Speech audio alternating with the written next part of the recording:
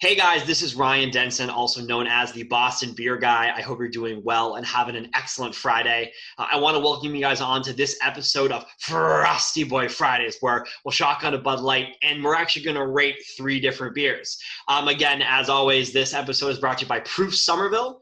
I want to welcome on very special guests, the owner and the director of operations over at Loophole Brewing. Guys, thanks for joining. Hey, thanks for having us. Appreciate it. Awesome. Before we jump into everything, do you guys want to give me a quick overview as to what Loophole is and kind of how it's different than most other places around the area? Sure. Probably Jeff's forte. Yeah. So Loophole started out, really kind of with a loophole. That's how we came up with the name. We did some Brewfest down in Springfield for the last 10 years, and we've really highlighted home brewers. Home brewers cannot sell their own beer commercially. But if you come to Loophole Brewing and you brew with us under our tutelage and we license the beer itself, we will then be able to sell your beer in our tap room, sell it on retail and whatever. So kind of a little loophole in the law. Along the way, we've also developed our own brand, which you see a few of the beers that we're having here today.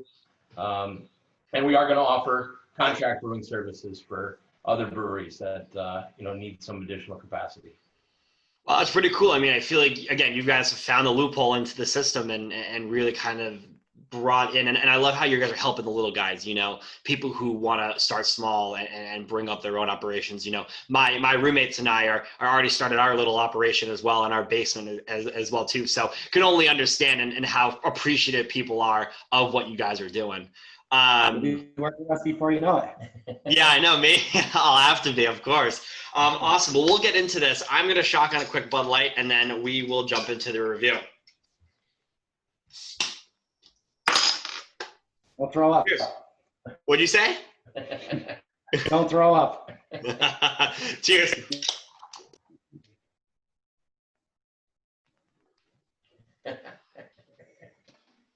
Oh, that was quick. Oh, I do them every week. A lot of practice. Awesome. So we'll start in to get this review going. Excuse me. So what we're going to do is we're going to start off. We're going to rate each 3 of these beers, talk about them. We're going to start off with the Movin through Kashmire New England IPA. Actually, this is the first Loophole Brewing beer that I've ever had. Wow. Yeah, I actually found it in Acton, Massachusetts at this place called Colonial Liquors. I was looking at, it's right down the street from me, and I was looking for a good beer for kind of a rainy day, and this kind of popped up. And so John Garici, so he is the director of operations. So do you want to talk a little bit about this beer? Yeah. So moving through Kashmire, this is our second offering that we came up with. It was probably the spring of this year. I think it was debuted, March of this year. So the first beer that we came out with was First Encounter, fitting name. That was the first offering. That was late last year, November.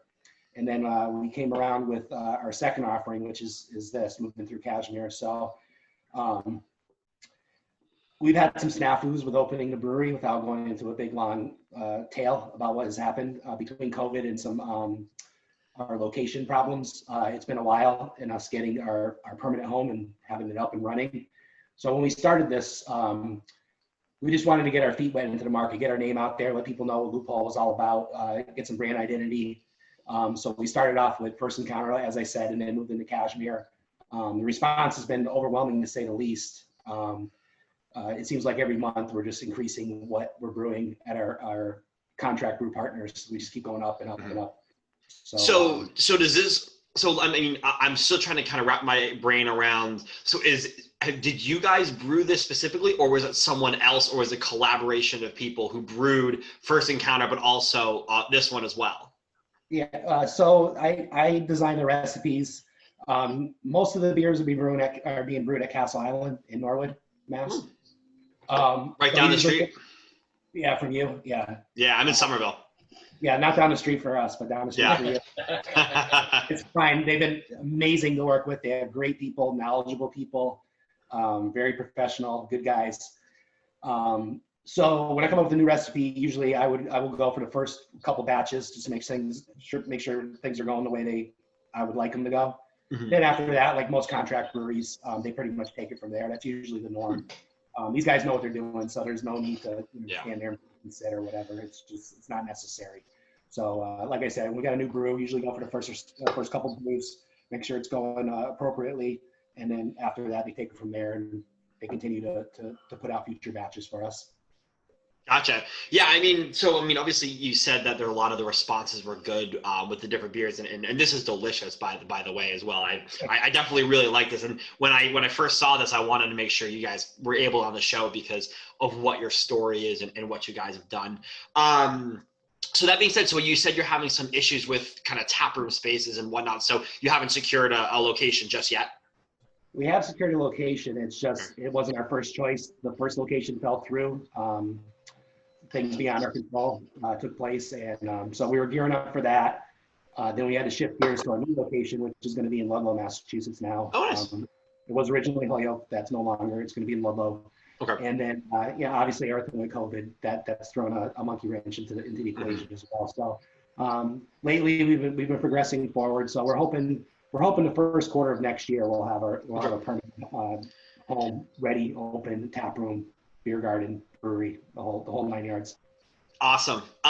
So I'm going to move on to the first encounter and do that, because I think what we'll do is we'll get through all the beers, we'll talk about them, and then we'll rate them at the end. So my questions for you guys is, if you were able to collaborate with one other brewery and make a loophole, mixed with X brewery, who would it be?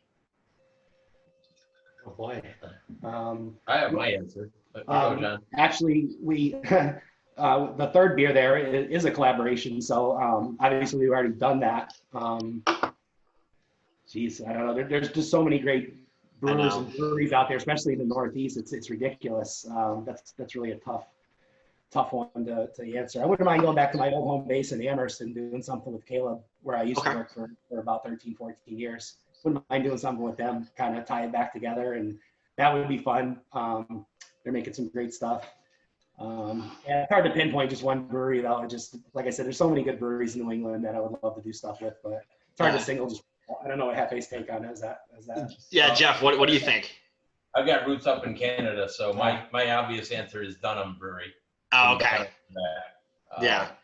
Really, really fantastic breweries up there, and just a great people, and a good excuse to go visit some family. Funny story that so I had a passport. I went at Lax for 5 years, and so you have to go through the whole rigmarole to get your passport again. He was harping on me at the beginning of the year. Didn't turn it in. COVID hit. I finally turned it in May. I just got it like 2 weeks ago, but now I can't go there. So he was like, "You got to go to Canada. We got to go to Canada." And now I have it, and who knows when we leave the country again. So, but anyways.